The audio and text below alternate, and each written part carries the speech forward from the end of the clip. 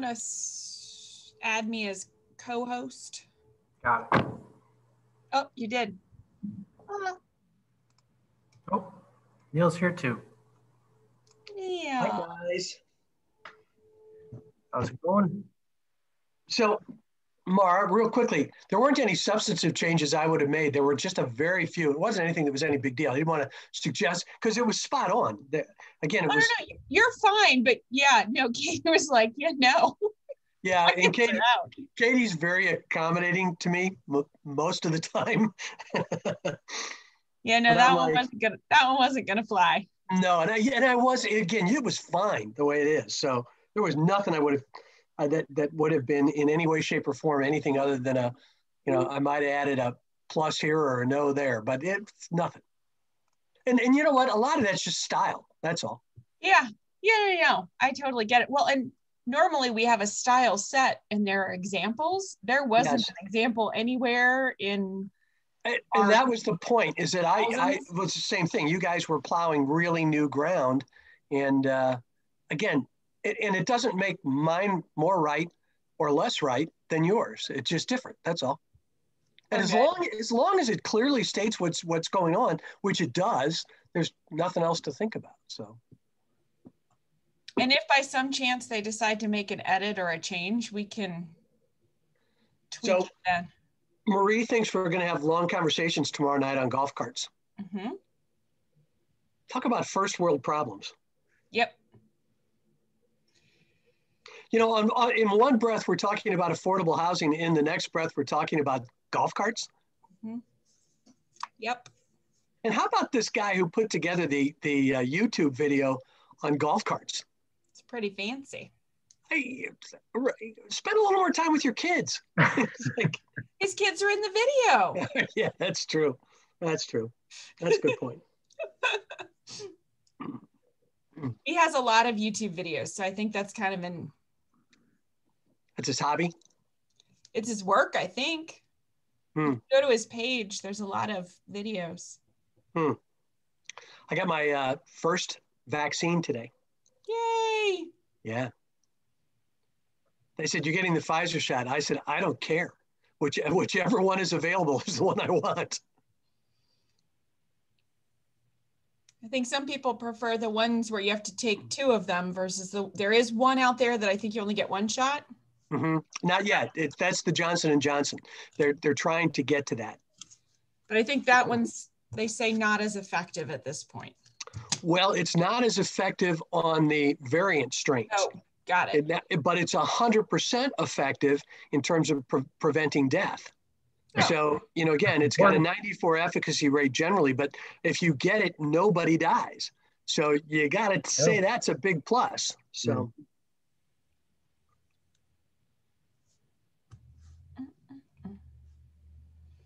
We have an otherwise light agenda tomorrow. The idea that we're going to spend all this time tomorrow night on golf carts.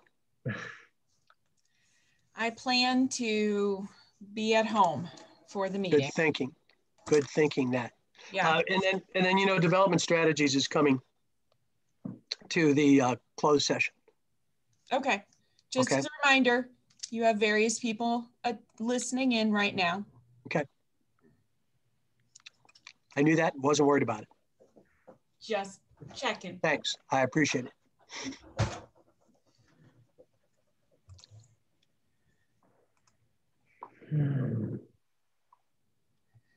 We should have 7, I believe, of our 9 members. Oh. Charlie.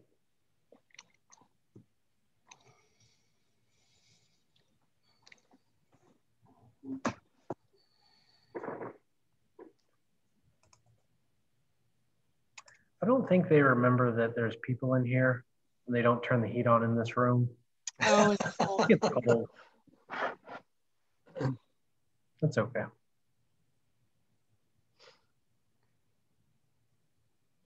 Danny, do we have a Board of Adjustment this month? No, we do not.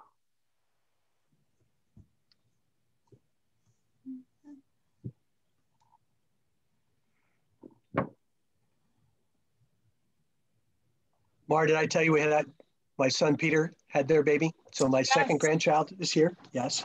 You did. And then Tony Hunt's second or third grandchild was born this morning. That's why we will not have Tony. There you go.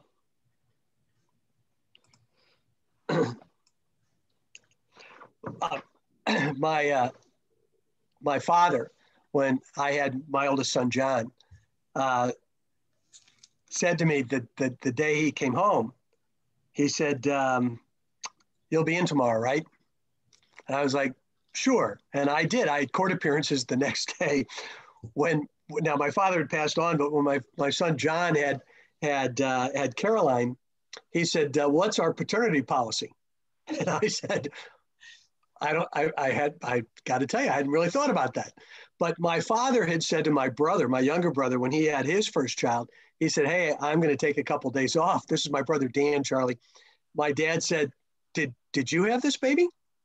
He said, no. He said, are you nursing the baby? He said, no. He says, then I'll expect to see you tomorrow.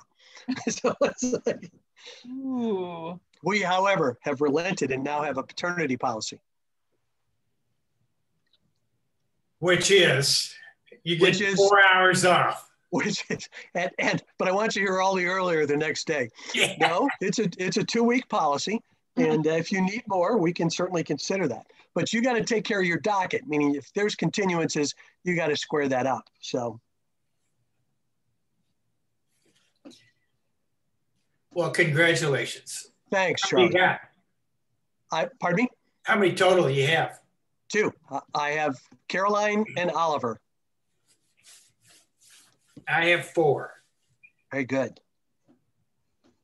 I think maybe I might get 1 more, but that's about it. Oh, I think I'm just starting. So. Yeah.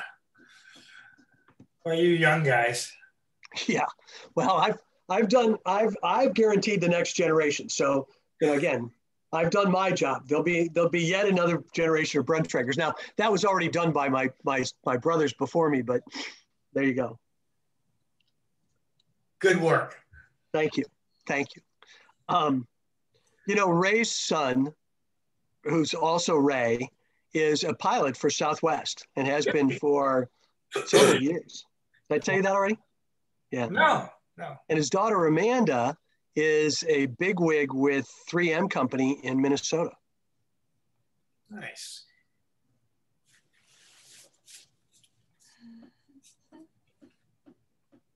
Carol, was that Ray's wife? Carol was Ray's wife, yeah. She remarried, really a nice guy, and they had a daughter.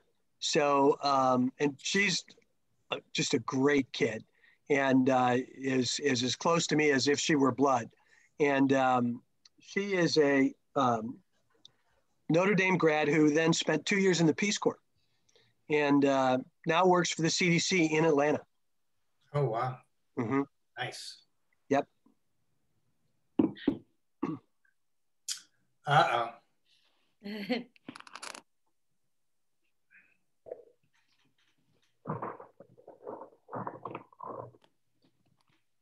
All right, what kind we got here? We're going to have how many, Mara? Hopefully 7. So we have 3 more hopefully coming. Once you have 1 more, you have a quorum. Where's Steve? Where'd he go? He's here. There he is. Okay. I'm here, Charlie. All right, Steve. Don't go away now. You can sneak off after we get started. I will be here the whole time. I know you will. All right, so Maddie's coming on. So technically you have your quorum. We'll wait 2 more minutes. We will wait a couple more minutes, but you definitely have your quorum. And once I can see everybody on, I'll go ahead and put the PowerPoint up. Okay. Because it's got the agenda. I printed it out this time. So Mara, we're going to vote. At least you hope we vote on. I'm not hoping you vote on it. I just left it open that if you guys decided that you had kind of closed off all your questions, You could vote on it, but we are going to recommend that it track with the other one because they're so intertwined. All right, so you're not recommending we vote. You're just saying if you want to. If you want to, and you want to close that one out just to not have to open it each time, you could do that. I just wanted to leave it on the agenda in case you wanted to do that. Gotcha. All right. I think we're going to go ahead and get started here. Good evening. My name is Charles Sindel. I'm chairperson of the Webster Groves Plan Commission. We are a 9-member board of citizens appointed by the City Council to review development proposals and make recommendations to the City Council regarding future development of the city. In addition to the members of the Plan Commission participating via teleconference, we have a few other representatives of the city I'd like to introduce. Council member Pam Bliss, City Attorney Neil Brunschweiger, Planning and Development Director Mara Perry, Planner Danny Jandusa, and Denise Valesky, our Recording Secretary. I would like to welcome all of you to tonight's meeting of the Commission and take this opportunity to explain how we operate. As indicated in our agenda, we will begin with the regular session of the meeting when we will hear new applications for rezoning or subdivisions. We will have a staff report and the applicant will explain the proposal. We will then ask for comments from the public. At that time, anyone with an interest in the proposal may indicate to city staff that they have a question or would like to express their opinion by clicking on the raise hand feature on Zoom. To make sure that we accurately record your name, we ask that you identify your full name and address at the beginning of your comment. When you make your comments, we ask that you be as concise as possible and not repeat a point made by a previous speaker. We also ask that you limit your comments to 3 minutes. One person who's a spokesman for an organization may have 6 minutes to comment. After all citizens have spoken, the applicant will be asked to respond to any questions that have been raised during the hearing. When we have finished reviewing one proposal, we will move on to the next application. Comments concerning items not on the agenda should be made during the public comments section of the agenda near the beginning of the meeting. When we have completed the regular portion of the agenda, we will go into executive session. At that time, the commission will discuss the proposal and may decide to vote on the application or to postpone the decision. You are welcome to remain and listen to the discussion, but there'll be no additional opportunity for public comment at that time. Our recommendations are sent to the City Council. In most cases, the City Council will conduct a similar hearing and must enact an ordinance before the proposal is finally approved. If the Plan Commission takes a vote tonight, the City Council will likely take up this issue at its first meeting next month. If you want information regarding our vote or the progress of the application, you may contact staff at City Hall. And now I'm going to read the first item on the agenda, which is approval of minutes, January 7th, 2021. Are there any comments regarding the minutes? Is there a motion to approve? So moved. Second. It's been moved and seconded to approve the minutes of the January 7th, 2021 meeting. All those in favor signify by saying aye. Aye. Aye. Aye. Is there anyone opposed? Is there any public comments, Mara, that you can tell? I don't see anyone raising their hand to talk about any items not on the agenda. All right, we'll move on to the next item, which is public hearings. 21 PC01, Lona's Little Eats LLC, 7985 Big Bend Boulevard. An application by Lona's Little Eats LLC for a conditional use permit to allow a restaurant drive-through use located on a 0.41 acre lot at 7985 Big Bend Boulevard in the C Commercial District. I understand that the applicant is requesting this matter be postponed to the March 1st, 2021 meeting. Do we need a motion for that? Yes, if you could ask our motion so that it can be postponed to a date certain. Can we have a motion? I'm sorry. Can we have a motion to postpone to 3/1/2021?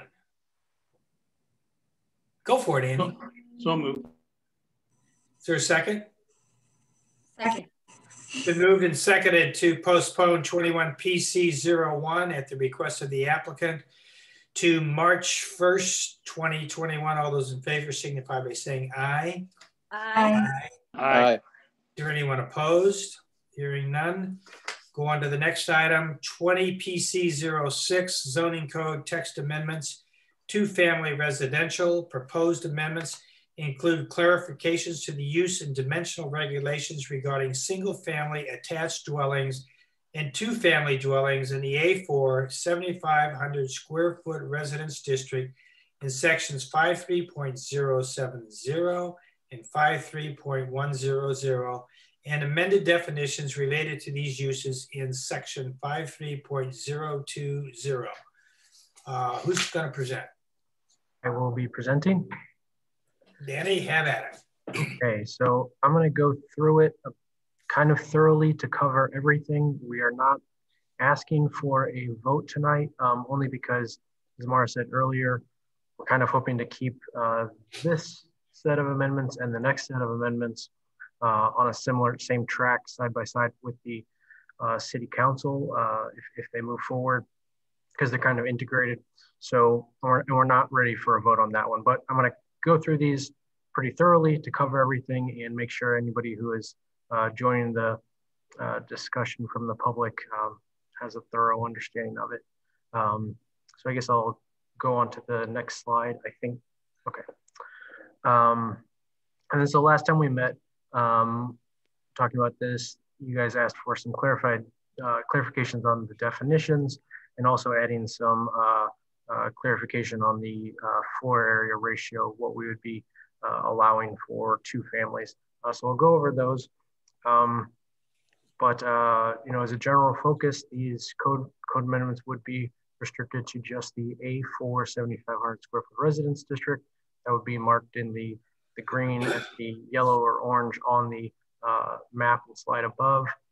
In the A4 district, lots are required to have a minimum of 7,500 square feet and 60-foot lot width minimums. Houses, single-family houses are allowed on legal non-conforming lots, and that would be lots that are narrower or don't meet that size limitation, but were established and were independently owned lots prior to 1956 when our modern zoning code was accepted. And so on those legal non-conforming lots, say you were demoing a house on a 40-foot wide lot, you could put up a new house on that, a new single-family house on that 40-foot wide lot. And that would be in the orange and the green areas on the map. So in these code amendments, we would be focusing on refining the distinction between a two-family, a single-family detached, and a single-family attached house. And these are already existing allowed uses in the A4 7,500 square foot zoning district. We would just be, refining what that means, refining some of the regulations that would apply, and expanding their availability to more parts within the A4 district. And so throughout the last several months, topics that we've been looking at concerning these changes would be the definitions, the minimum lot sizes, width of lots, floor area ratios, setbacks, parking, whether we would be looking at accessory dwelling units, and how historic district guidelines might apply, as well as the capacity of infrastructure and utilities, which we determined through our discussions that those would be examined on a case-by-case basis as if we received any applications to expand to two-family and broader. So last time we met, some of you had asked for clarifications on the definitions, including a clear definition of what we would call a party wall. So we've updated the definitions for single-family attached and a two-family dwelling. So adding to the definition that we already had in the code, a single-family attached dwelling would mean two or more single-family dwellings. They would each be on their own individual lot, and they would be sharing a single party wall connection, and that party wall would be located on the property line that they would be sharing. So it would be two houses, they'd be connected, but they'd be each on their own separate lots. And that would be distinguished from a two-family dwelling, which would be two dwelling units on one lot. And the definition would say two-family dwelling shall mean a detached building designed for or occupied exclusively by two families living independently of each other in dwelling units separated by a party wall or other fire-rated barrier on a single lot. And so a two-family dwelling could be side-by-side units on the same lot, or it could be stacked units with like a first floor unit and a second floor unit, or it could be another configuration with the second unit built behind the existing first family home. And then we also added a new definition for party wall, looking at what the existing city fire code and building code would say about the matter. And we define a party wall as shall meaning a wall forming part of a building and used for separation of adjoining dwellings or buildings occupied, constructed, or adapted to be occupied by different households or businesses.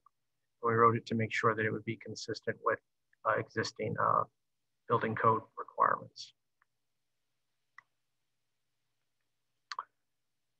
Okay, so let's see. So in the A4 zoning district, as I said before, you would have to have a minimum 7,500 square foot lot and 60-foot lot width to be considered a legal lot. The code allows an exception for legally non-conforming lots, which were established prior to 1956, that don't meet all of the dimensional requirements, but you can still have a single family dwelling on those lots. And in our interpretation, we would be including single family attached dwellings so that single family detached and single family attached would both be allowed throughout the A4 district. Currently, two family dwellings are only allowed in a small subset of blocks and lots in the A4 district. I think it's only currently a couple of blocks in the A4 district. Two family dwellings would not be covered under the existing legal non-conforming exception. So two family dwellings would only be allowed on conforming lots that would have a 7,500 square foot minimum, 60-foot lot width, and the lot for two family would have to have 3,750 square feet per family. And that's all I've got on that. And again, looking back at the map, the single family detached and single family attached would be allowed throughout the A4 district, marked in green and in yellow. The two family dwellings would only be allowed on conforming lots identified in green on the map. Okay, so for the side yard setback, we were looking at making a distinction between where side yard setbacks would be required for attached and detached two family units. So currently in the A4 district, a house has to have a minimum 6-foot side yard setback on both sides. In most cases, that is expanded actually to an 8 or recently was a 10-foot setback for allowing a width of a driveway on one side of the house. But the code minimum, in case you would have a front entry attached garage or alley access or some other kind of unique access for standard A4 lots, has to have a minimum 6-foot setback on both sides of the single family detached house. There's an alternative setback available if a house was built prior to 1956, closer to the side property line, that we are looking at in the next public hearing in 20 PC07. So that's getting slightly updated just for reference. But then we are creating additional regulations that would apply to the two family and single family attached that would say you would not be required to have that minimum 6-foot setback between the two adjoining units. You would not have to have any kind of required open space or setback. So a two family dwelling is two single family dwelling units on one building on one lot, not required to have any kind of separation distance. Then the attached single family dwelling, again, is 2 single family dwelling units. They are joined as one building, but they are built on 2 separate lots. And you would Danny, not, yeah. Could the 2 dwellings be like a foot apart, or do they have to have the common wall, the party wall? In our definition, they would have to be joined by a party wall. Okay. That you couldn't have, 1 foot. and that kind of relates into the understanding of accessory dwelling units. That you can't have a separate detached unit that would be rented out or not occupied by the householder's family. So for a 2-family or an attached single family, they would have to be physically joined by a party wall. Okay, thanks. Sure. And then also in the attached single family dwelling section that I added and was looking at, the options for would be limiting that for an attached single family dwelling, you could not have more than 4 attached single family dwellings constructed contiguously. And so what that would mean would be you have, up to 2 internal units that would have party walls on both sides. And then the outer units would have the 6-foot or 8-foot minimum setback on the sides. And that's something to consider whether the Plan Commission is comfortable with allowing sort of a mini row house type of setup, or whether you would want to limit it to 2 adjoining units. And so I think I had some quick diagrams just to sort of explain briefly. So this is what a regular typical single family detached would be 6 feet on both sides. And then the next slide shows what would be a side-by-side 2-family with both units on one lot. They'd be joined by a party wall and 6 feet on the outer sides of the 2-family building. And then the attached single family would have each unit on its own separate lot, and they would be attached with a party wall. Party wall would have to be located on the shared property boundary line. Sorry, Danny, how would 4 lots work there? So in this case, if you were to allow it to go up to 4 on each side, so that the middle 2 lots would be able to stretch the entire width of the lot. Of the lot, okay. Yeah. And it would be sort of allowing like a row house type consideration. One thing that would be a requirement in that type of setup is you would still, I'll kind of get up to that in the parking, but you'd still be required to have parking behind the front building line for each of the units. So this would only be allowed in an area where front entry attached garages would be available, or if you had alley parking access, or possibly another type of access easement to create like a sort of a parking area behind the buildings. But that would be, something to consider. If there is an area where there's, say, 30-foot or 40-foot wide lots that are contiguous, it may be, an option to look at to allow more narrower structures to make them more buildable lots. Just sort of an option to look at. And then going on to looking at the parking. So earlier in the past, I think it was in 2020, the parking code was finally adopted that we had looked at, and it would require 1 parking space per dwelling unit for both single family dwellings and for 2-family dwellings. In our interpretation of this, we would consider that attached single family dwellings would also fall under needing to have 1 parking space behind the front building line at each of these units. So they could do some sort of creative options, whatever would work best in the context, but that would still be a requirement to not create overcrowding on street parking. So the last time we met, we wanted to clarify that the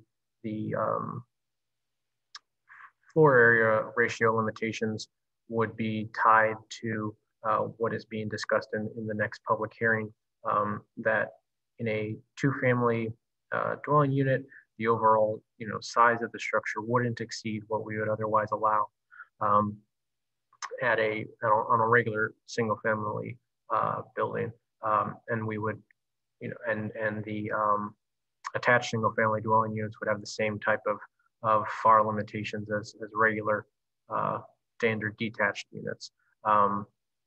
So the blue sections we're looking at in the next public hearing that Mara will cover, for two-family dwellings, you'd be looking at for lots 7,500 square feet or greater, because we would only allow them on lots 7,500 square feet or greater, but less than 10,000 square feet. The maximum would be 0.16 per unit. This would create a combined allowable 2,400 square feet on a typical 7,500 square foot lot. And then on a larger 10,000 square foot lot, the limitation would be set at a minimum of 1,600 square feet or 0.15 per unit. And that would create a maximum of 3,200 square feet on a 10,000 square foot lot. Was that clear, or do you want any clarification on that?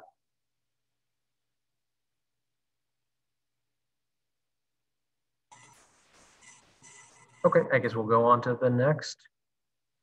And then in a discussion of accessory dwelling units, which we've discussed in the past, I kind of just wanted to bring up this slide. We're not recommending any changes to our accessory structure or regulations, but just wanted to emphasize and point out the city code technically already allows accessory dwelling units for immediate family members of the homeowner. We would typically consider like a mother-in-law suite that would be available to your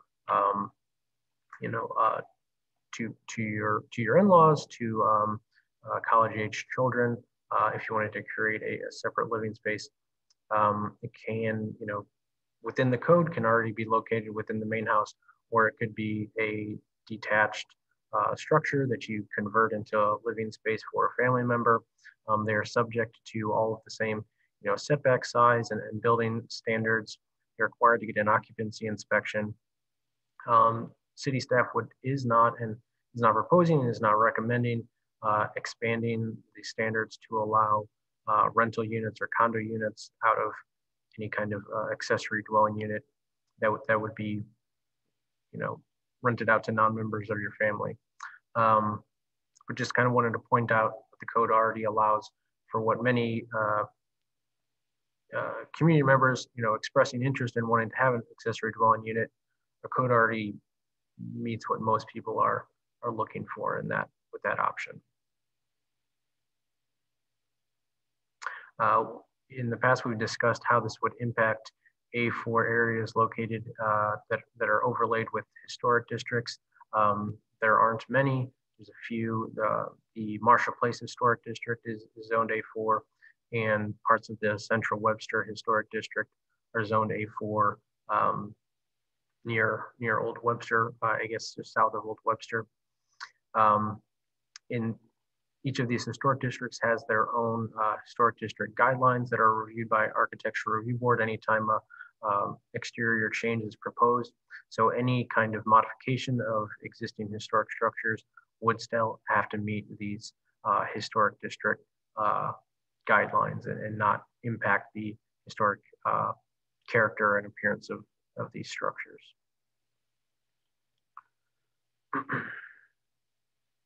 And then finally, just clarifying within our use chart that we adopted a few years ago, we would just be adding a distinct use for single family attached dwellings that would be allowed in the A4 district. and the two-family dwellings, again, are already allowed in the A4 district. They're allowed, they had some standards that would only allow them on a couple of blocks. These new code regulations would be expanding them to be throughout more of the A4 district. And that is all we have in the presentation. Were there any questions Mara or I could help with? Hey, Danny, why are we against having accessory buildings being used? I don't know if you got cut off. Why are we against having accessory dwellings being used?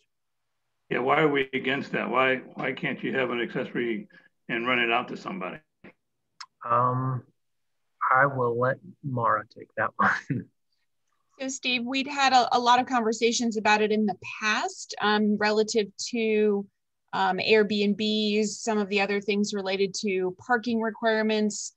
Once you have two separate units on a piece of property that are not contiguous, it just adds a lot of other elements.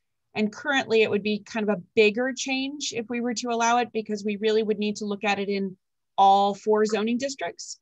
So it's not something that we're saying we can't ever do. We're kind of taking baby steps. We're starting with the low-hanging fruit, first adding, expanding our 2-family dwellings. Then maybe our next thing one of our next things could be to look at accessory dwelling units. But we wanted to start with this first in the district that already allows it, but expanding. And then we could look for the future at accessory dwelling units.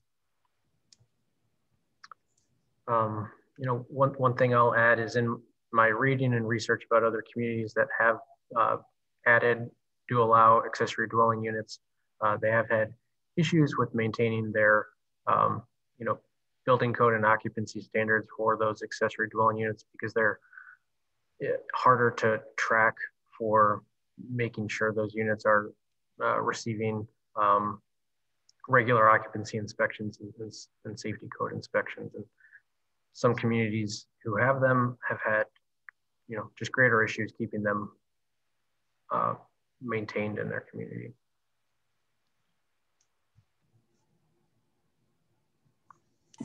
Danny, can you revisit the page where you had the definition of, I think it was maybe the page that had the definition of the party wall, and saying that there wouldn't be more than 4 continuous walls, 4 attached single-family dwellings no more than 4 attached single-family dwellings may be constructed continuously. Can you explain that sentence one more time? Sure. So with allowing it to go to have up to 4 attached single-family dwellings contiguously, it would be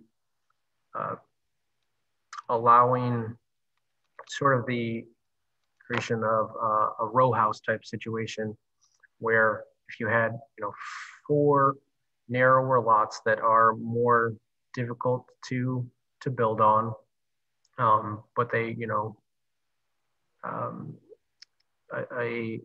a buyer, a developer could choose to build a single family unit on each lot, but they would be conjoined and would not have to meet the minimum 6-foot setback on both sides, which could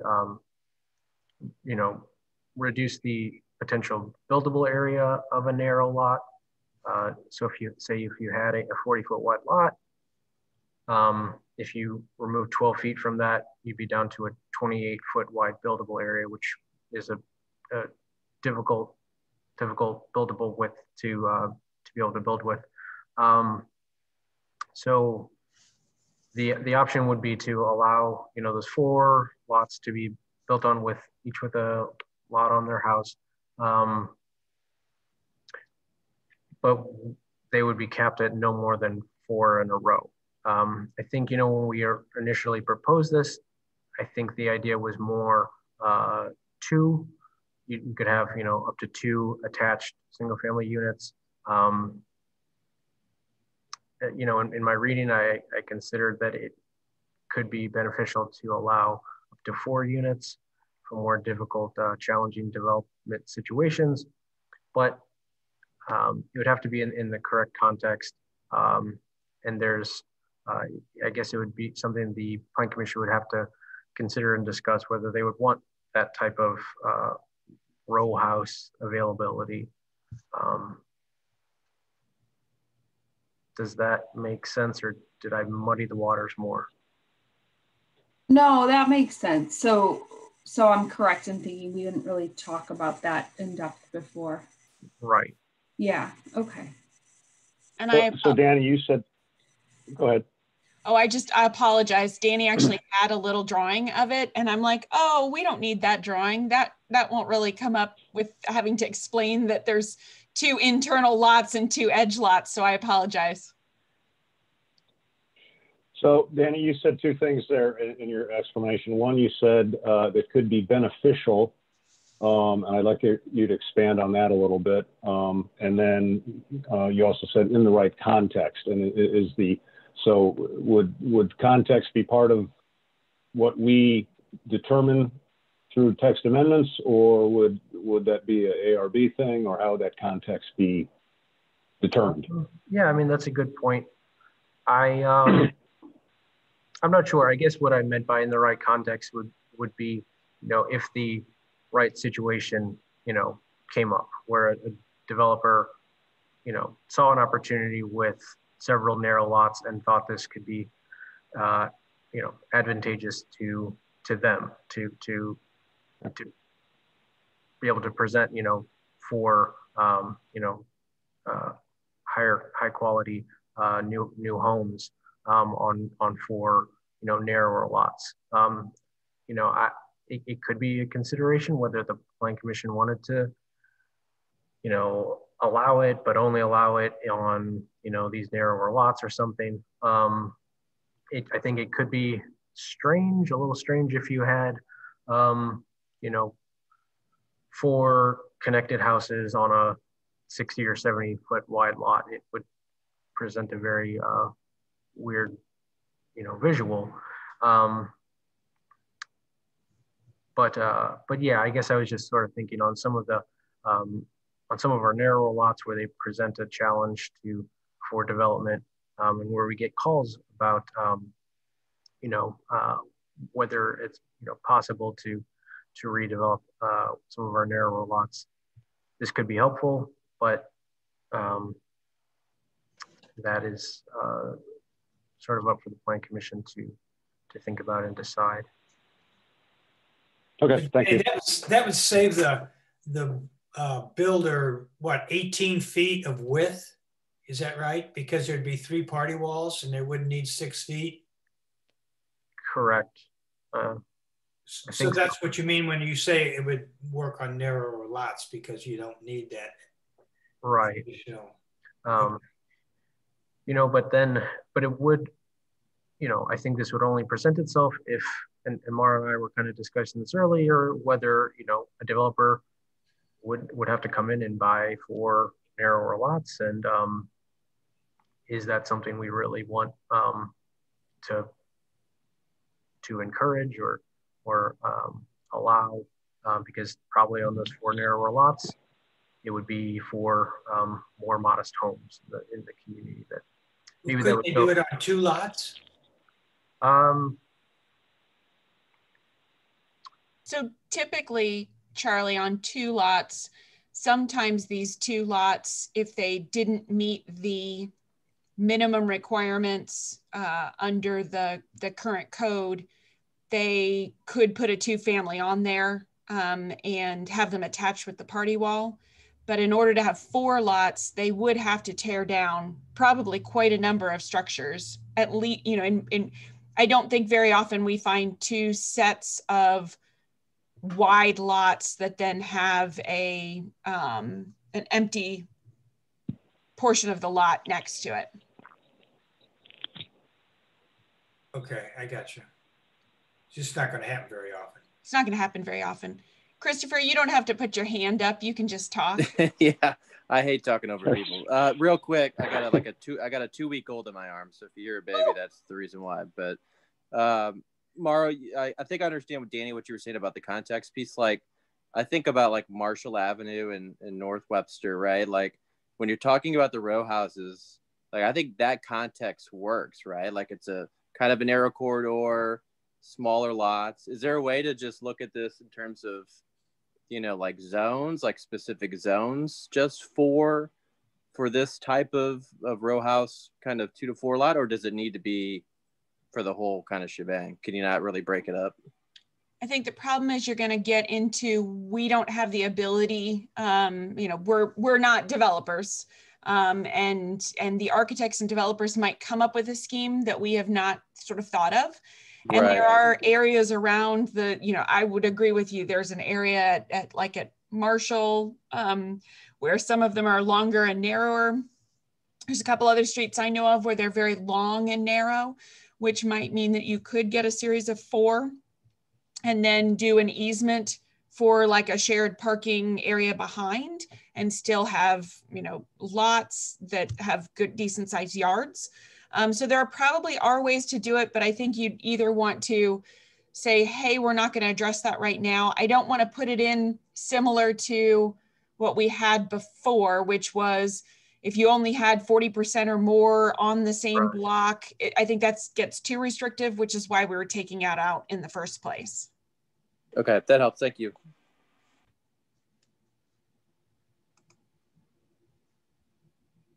Anybody else? Well, let me ask this. Is there anybody who would object to continuing this public hearing to March 1st? Is there a motion to continue to March 1st? I'll make a motion to continue to March 1st. Yes. It's Mike. And Annie seconds that motion to continue to March 1st.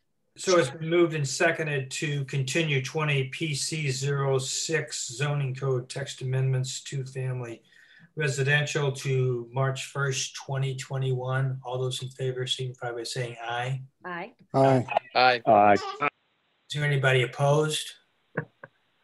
Okay, let's go on to the next item on the agenda, which is 20 PC 07 zoning code text amendments. Residential dimension requirements. Proposed amendments include changes to sections 53043, 53053, 53063, 53073 to clarify lot coverage and height regulations in the A1 through A4 residential districts, and amended definitions related to the dimensional regulations in section 53.020. And Mara, I think you're presenting this one. Yep. So just as a reminder, one of the reasons why we are moving forward with these code amendments is related to 2 different factors. One is complaints and concerns from neighbors in many of our residential districts that have seen the new construction that's been going up over the last few years since our last code amendment. And in bringing that before the city council asked the Plan Commission to make some changes to try and protect the smaller scale housing that we have and not encouraging them to be torn down for larger structures of a certain nature, while still trying to encourage the diversity of the types and size of homes within the community and still providing for, you know, a lot of the character that we have within our community. So our focus was on 3 different sections. The floor area ratio and the guaranteed square footage was one of the key elements we were looking at. We were also looking at the height and the half-story definition, and then the finished floor elevation on sloped lots. I'm going to go through each of those.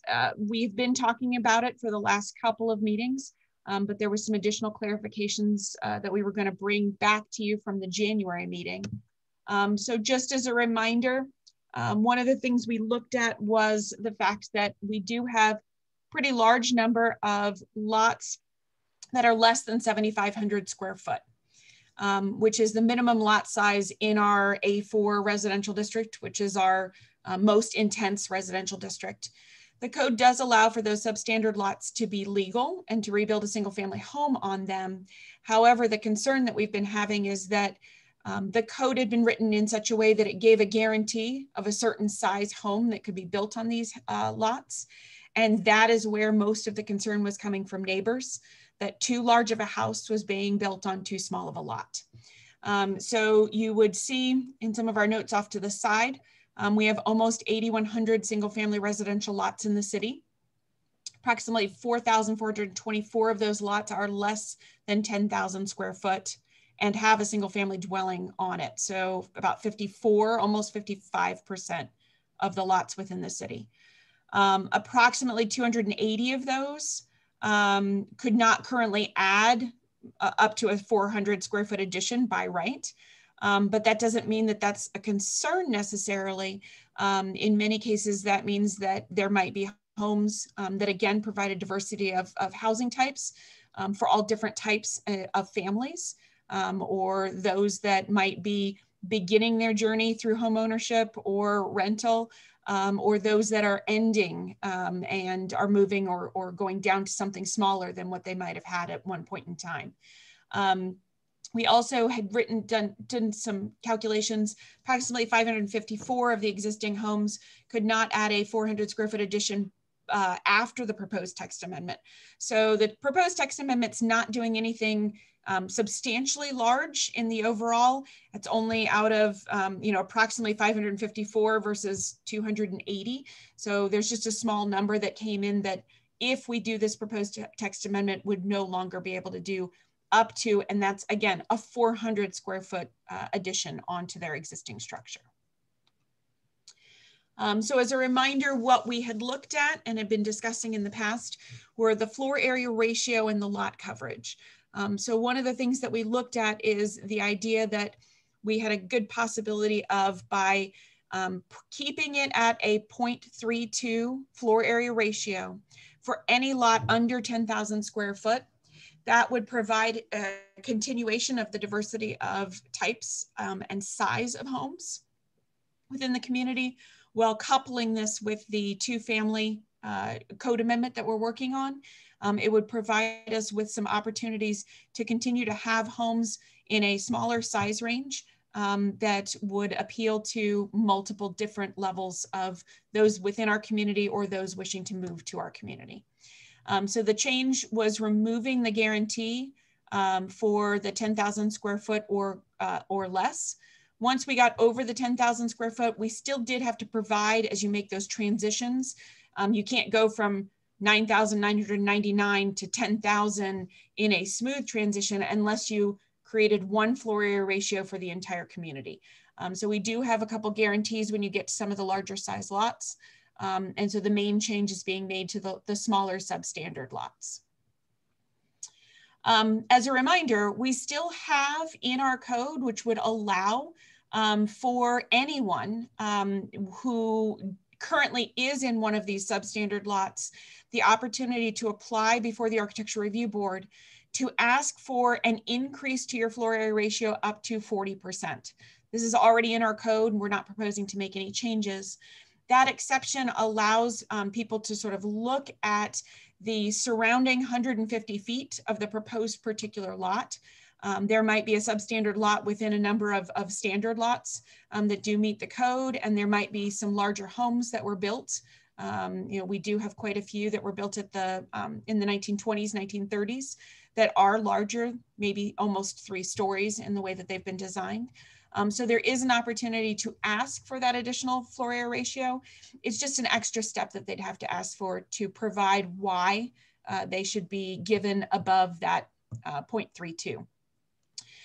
We did look again at the numbers. Approximately 144 of the homes that are less than 10,000 square feet could not currently add that addition and come up above the 40%. I think you'll find that many of those are recently built homes that already exceeded and have already obtained that larger than 40% or up to 40% Many of the new homes that are being built to the absolute maximum at this point, which puts them above the 0.32 floor area ratio already. Just a reminder, we also wanted to look at some of our numbers in regards to people who might have an existing home and what that impact would be on their additions. So we looked at all of the additions built between 2014 and 2020 and whether they would be impacted by our current amendment. So 23 of the 291 additions that have happened during that time frame would have been impacted or would be impacted by our proposed floor area ratio amendment. 9 of those were built prior to the 2017 amendment and wouldn't even be able to be built under the amendment we made in 2017. Only 1 of those additions could not have been built with the 40% floor area ratio. So if you think about that and the things that we could do with the 40% additional that you can ask before the Architectural Review Board to look at the consistency, only 1 out of 291 that were done between 2014 and 2020 would have a potential problem. We also looked at the new houses that were built between 2014 and 2020 and what that impact would be. It is a larger impact, and it's logically a larger impact because we already had allowed for a guaranteed minimum, even on the smaller substandard lots. So 34 of the 156 new homes that were built in between that time frame would have been impacted by the proposal that we're doing that we're thinking about right now. 9 of those were built prior to the 2017 amendment and currently wouldn't be able to be built anyway. And once again, only 1 of those 156 new houses would not have been able to even request or ask for with ARB approval going up to the 40%. So once again, 1 out of 156. Mara? Yes. I'm sure this has been asked before, but I don't remember the answer. What kind of appeal rights do they have if they lose in front of the ARB? If they lose in front of the ARB, they have the ability to appeal to the city council if they are denied by the ARB. And then there are other opportunities in some cases if it's something that they want to get a variance from the Board of Adjustment. So ARB denial, city council, but if it is a denial by staff prior to even getting to ARB, it would be Board of Adjustment. Mara, how often does that happen where they would have to take a residence to the Board of Adjustment? It would probably depend on, we really haven't had anyone come and ask to go even farther. Usually the opportunity to go to Architecture Review Board with the extra 40% gives the opportunity. We've had a very, very small handful that have done that. Many times there's just so many other factors because even though floor area ratio is one factor, you also still have to meet setbacks and you still have to meet the stormwater code, and you still have to be able to provide your parking space behind your front line of the house. So once you add all those other factors in, many times we don't get something that is so large because then they can't meet some other factor. So kind of rare. Okay. I don't know if we've even had one. All right, thanks. Mm-hmm. Hey, Mara. Yes. Why do we use guaranteed square footage instead of maximum square footage? Because the guaranteed, if we go back, if someone comes in with a 9,999 square foot house and is given the 0.32 floor area ratio, and then we do the calculations for a 10,000 square foot house, now you're only allowed the 0.30. So your 9,999 is allowed to have a larger house than if you had a 10,000 square foot lot. So that's why we give that one guarantee, that those few homes that might come right at the very beginning of that next category are not shortchanged by someone who had 1 square foot less than them or 5 square feet less than them. Thank you. Mm-hmm. So then just another reminder, we did map out to really show the type of diversity of size of homes that we have within the community. It ranges everywhere from less than 1,000 square foot homes, goes up to over 3,000 square foot homes. You can see in each block, there can be a pretty wide range of the size of homes that can be on one block together, which I think, again, accounts to the character of the community, that allows for, that we do not have a cookie cutter where all the homes look exactly the same on the block, that are all the same size, that are all the same square footage, that are all the same height. Gives that character that Webster has grown to be known for. And so just a reminder of the gross floor area within the community. We had talked to you at the last meeting about trying to address impervious lot coverage. We had some fabulous, we've got great members on this plan commission, and a number of them provided us with additional research, including some things of other communities and how they've dealt with impervious coverage, as well as looking at impervious coverage over the county as a whole. And our concern is that I think there's too much more to look at. And I don't want to hold up some of the two-family changes and some of the other changes, because we are still continuing to get projects in before the Architecture Review Board. So what we were thinking is that we would hold another hearing to discuss this particular item and bring that up at a future meeting date. I don't see it going too much farther in the future. I would anticipate it will be in 2021. We just don't want to hold up everything that we're working on right now and make that get extended for multiple months while we continue to really delve into this.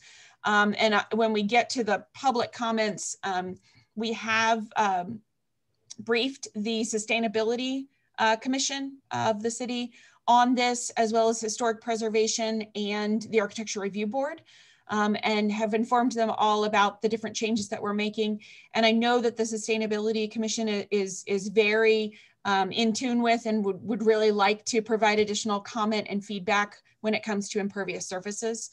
So we do want to make sure that that is there and is out there for us to continue to discuss. So staff's going to recommend pulling back on this potential red line amendment until we can do further study at a further commission hearing.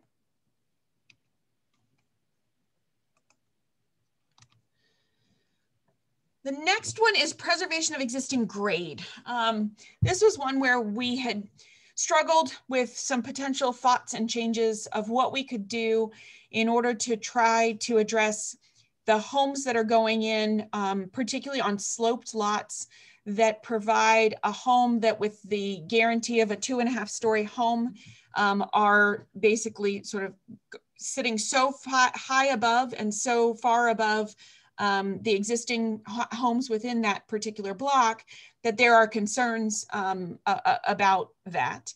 And we had brought something into play that we thought might work, which was to provide an expanded side yard setback if a particular house was going to be so much higher above an existing home on the low side of that particular property.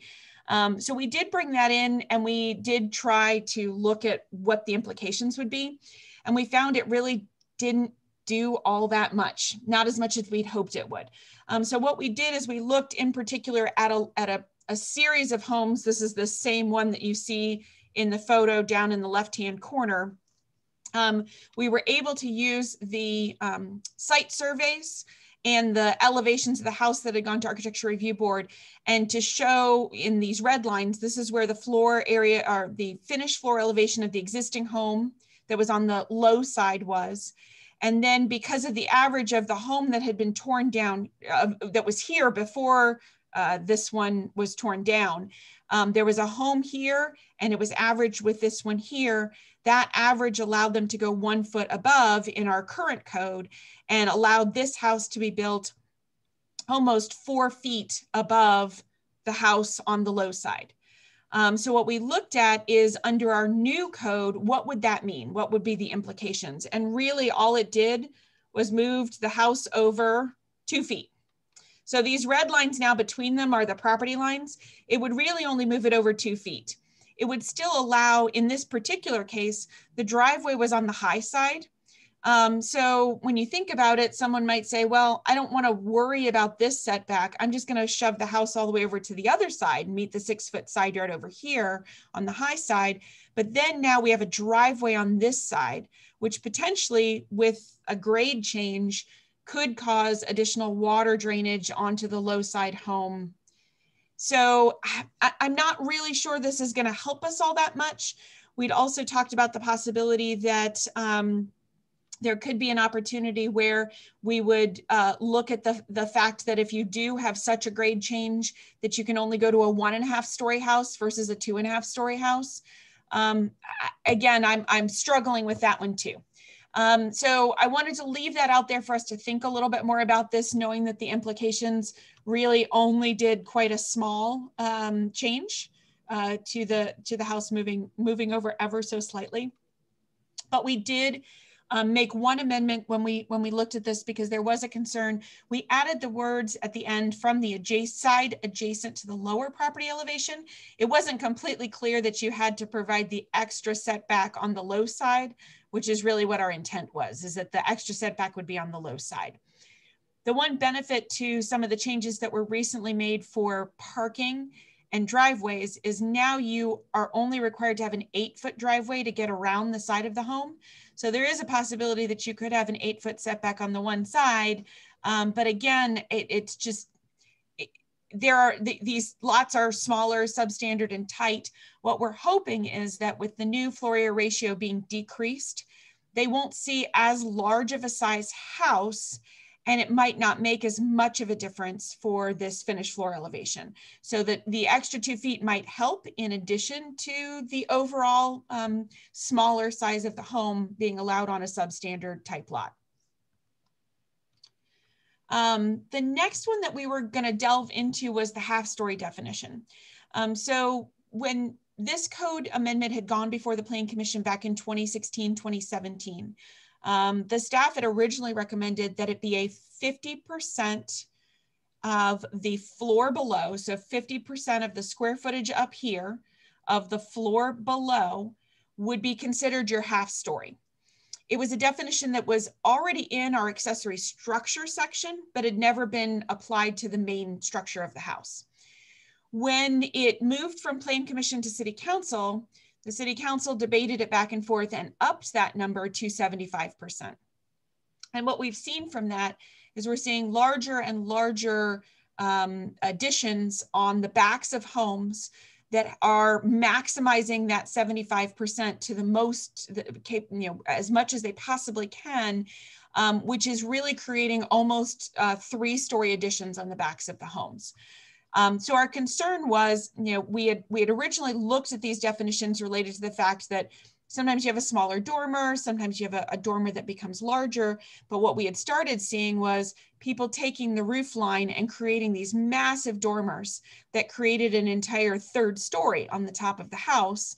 And so when we had made this code amendment, we were trying to minimize these really large, oversized dormers that created an entire 3rd story, but they were trying to count it as a half story. What we then have been finding, so I'll show you, these are a couple examples. So the black would be the existing house, and the blue would be the types of additions that we're getting. So these additions are coming out having a 1st floor and a 2nd floor, and then expanding upon these very large roof lines of some of the architecture, whether it's a barn style house or another house. And then they're adding an additional dormer on the back. And when we come back to them saying, well, you're a little too large for your 75%, what they've been doing is bringing out the floor below it just enough to be able to still get the square footage that they wanted above in the half story. So we're seeing more and more of these, especially when the lots drop off to the back. And for new houses, we're seeing it even more. We're seeing that they are providing this much larger, almost 3-story view from the rear of the house. And in order to make it meet, they're creating the 75% up in here, and then maybe creating an addition off the back of the house so that this floor becomes large enough to count for the 75% up above. So again, we're getting more and more of these, and it's really maximizing and creating a 3-story view for those that are on the side or the rear of these homes when they maybe had only a 1.5-story home towards the front. So before I get away from that, what our recommendation in the red line was to change it from a 75% back to the 50%. It will be, you have to be a little bit more creative with the architecture in order to create that 70 or the 50% and not just expand the lower floors below it to make that 75% work. And so that was staff's recommendation in regards to that particular item. The last 2 items are just a repeat. We hadn't really discussed any potential changes, but in the side yard setback, we were looking at something that would address the fact that currently, if you have an existing structure, it gives a reduced side yard setback when the existing structure is too close to the property line. One of the things we were concerned about is that some of the homes or the lots are quite small. It could reduce the setback to being only about 4 feet.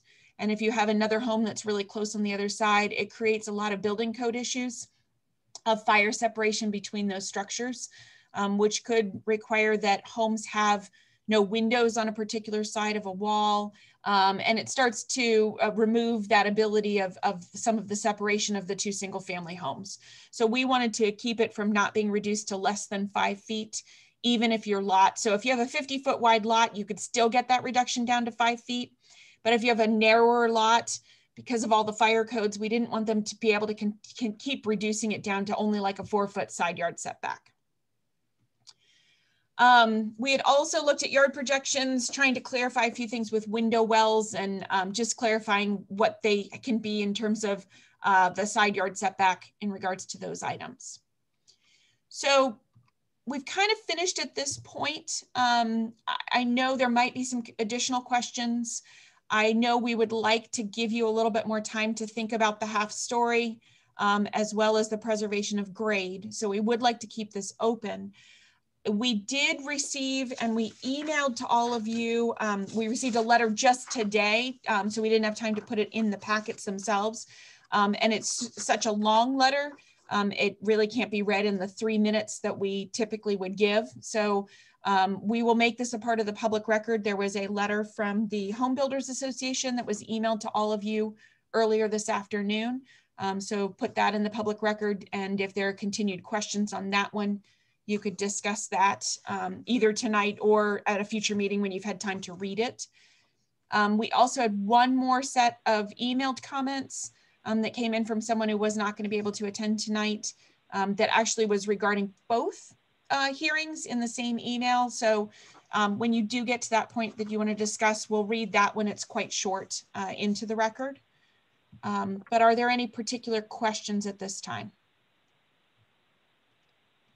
This is Jeff. Mara, the Home Builders Association letter did make some comments about preservation of existing grade. I just would like to make sure staff replies to those next time when we take up again. Yes. Because I'll forget between now and then. I know that. No, we definitely will. But because of the timing of when we received it, you received it 5 minutes after we did, so we didn't have time to look at it in detail. I'll just add to that one. I think their concern with the finished floor elevation was related to potential stormwater concerns, and that within the finished floor elevation section of the code, it actually already allows the planning director to consider potential stormwater problems for an administrative variance. So I think one of their concerns can already be addressed within the existing code and what is proposed. Danny had more time to read the letter than I did. But yes, as I'm looking at it here, We do already allow, if there are issues related to making sure that it addresses stormwater runoff or the slope of drainage to the street for sanitary sewer. We have and continue to give administrative variances under that code section with a letter from a certified engineer. And we have done that many times in the past. So that is not being changed. That's still in the code. There anybody from the public want to comment? I had one more question about the half-story definition. So the half-story definition would, if we reduce that to 50%, that's really only going to then impact if that's your second and a half story. So if you only have a 1.5 story house and you want to make that half story bigger than the 50%, then it would just be considered a second story instead of a half story. You are definitely correct. So yeah, so this example that's right here that I have on the slide, this house doesn't have a lower level. So this is only a 2-story house. But it was the best example I could find of the photo. But you are correct. It only is if there's another half story above the full 2 stories. And in addition, I will point out, if you are in an older Webster home that already has a built out, essentially 3rd story, because we have quite a few actually within the community, you can continue to make amendments to your interior and finish that interior out as long as it meets the building code, you know, the proper egress stairs to get up and egress windows, as long as you don't expand it on the exterior. You don't add additional dormers or anything like that. And we have had quite a few people who have done that and can still finish that out. We would not calculate that 50% if it's already an existing built, essentially 2.5/3 story house. So that's been a question in the past, that if, you know, we're not going to make you cut down your existing house.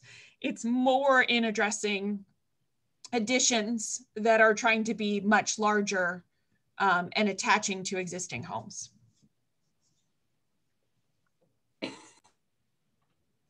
Anybody else? And Mara, you'd like to keep this one open as well, is that correct? Oh, sorry, we do have a hand raised. So I'm gonna move someone over to allow them to talk. And then just a reminder that you have 3 minutes for your time.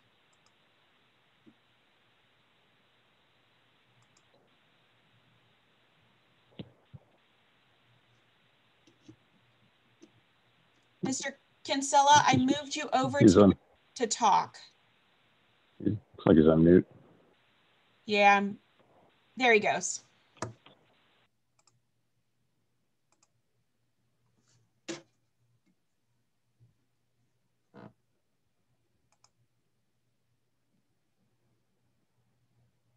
Mr. Kinsella, you're unmuted. Can you, did you want to make some comments? I did, if you can hear me. I'm not sure that you're hearing me. We can hear you now. Hang on 1 second. Okay. Hi, I'm Lawrence Kinsella. I live in Webster Park, and I'm fascinated by the whole housing issue. And I just wonder, you know, it seems like you all live in the world of give an inch and take a mile, and all of these various adjustments that are made are optimized to the nth degree by the end builder. And how difficult will it be to scale back 75% to 50%? How much pushback do you anticipate having? And what has been Webster's history of trying to reduce gentrification, expansion in the past?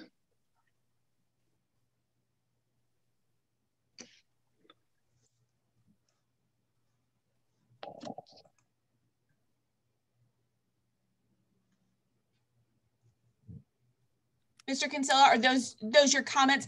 We usually don't do it's not a conversation. It's a comments to put in the record with your questions or concerns. Okay, was I clear in what I said? I think you were clear in what you said. I just wanted to make sure that you weren't waiting for us to answer at this time. Yeah, I guess, yeah, I'm not familiar with the format, so I apologize. But yes, it was a question that I had as I was listening to your excellent presentation and the challenges that we face as a desirable community for the endless press for more space under our four walls. So I guess it was more, I would love to hear an answer to that, maybe if not tonight, maybe another time. So definitely, I will put that as something that we can give an answer to. And if the Plan Commission wants me to answer a little bit more, we can, but we won't have a back and forth discussion with you. So I just wanted to make sure you didn't have other comments you wanted to make or other questions. No, that's it. Thank you. Okay, great. Thank you so much.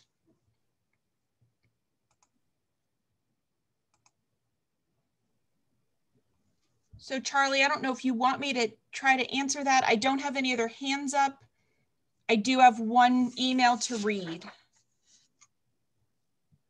All right, let's read that. Okay, we'll read that email. This is from Jamie Hassemeyer. Comment for the City Plan Commission meeting 2/1/21. I'm writing to show my enthusiastic support for adjusting the current zoning to 20 PC06 two-family residential to allow more diversified housing assortment in Webster Groves. I'm also in enthusiastic support of 20 PC07 residential dimensional requirements so that the integrity of our housing stock and its character and charm be respected and maintained, not bulldozed. Equally important to me is the size of the structure as it pertains to the amount of impervious surfaces. The warming of our climate has begun to play out right in front of our eyes, and for many of us, our backyards, with increased precipitation during rain events that have us experiencing 100-year floods every couple of years. Greater rain events are abusive to our waterway systems, in some parts with pipes that are over 100 years old, and threaten our regional drinking water supply. The development of the land in Webster Groves must reflect zoning that acknowledges science and prioritizes the health of its citizens. Climate change is a crisis that can no longer be considered a niche issue and must be a lens we must look through for each issue in our city as it touches everything. Thank you, Jamie Hassemeyer, and she is also a member of our Sustainability Commission. Okay, do we have any other comments? Charlie, did you want me to address that other comment at the next meeting? Do you want to do that? Why don't we address it at the next meeting? And I'll make sure that we put it on the on as an item to bring up at the beginning of the next meeting under this particular code amendment. Sounds good. Is there a motion to continue the public hearing on 20 PC07 to March 1st, 2021? Motion to So moved. In a second. Second. Been moved and seconded to continue 20 PC07 zoning code text amendments, residential dimensional requirements to March 1st, 2021. All those in favor signify by saying aye. Aye. Aye. Anybody opposed? All right, so we have no executive session. We go on to other business. I don't know if I have any other business. Hopefully the CUP will be moved forward to the next meeting. There is a slight chance it might not. It might move to the April meeting. So if that should happen, we'll let you know. Danny and I did not get any other submittals for anything at this time. And the Plan Commission deadline was today. So I don't think that we'll have anything else other than these two hearings. We've got a bunch of new businesses coming in. I know a number of them were listed in the Friday message that was posted on the city website.